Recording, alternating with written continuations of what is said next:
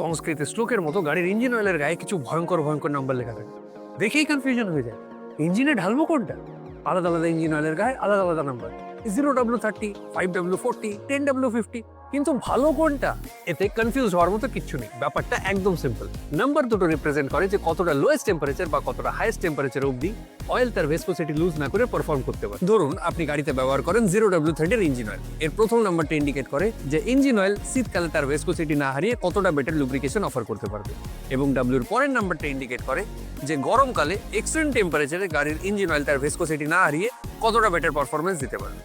তাই প্রথম নাম্বারটা যত ছোট হবে শীতকালে এটা তত বেটার পারফরমেন্স দেবে, এবং পরের নাম্বারটা যত বড় হবে এটা গরমকালে তত বেটার পারফরমেন্স দেবে। তাই আশা করি ইঞ্জিন অয়েলের নাম্বার নিয়ে আর আপনাদের কোনো কনফিউশন থাকবে না, এবং আপনি নিজে ডিসাইড করতে পারবেন আপনার গাড়ির ইঞ্জিনের জন্য বেস্ট ইঞ্জিন অয়েল কোনটা।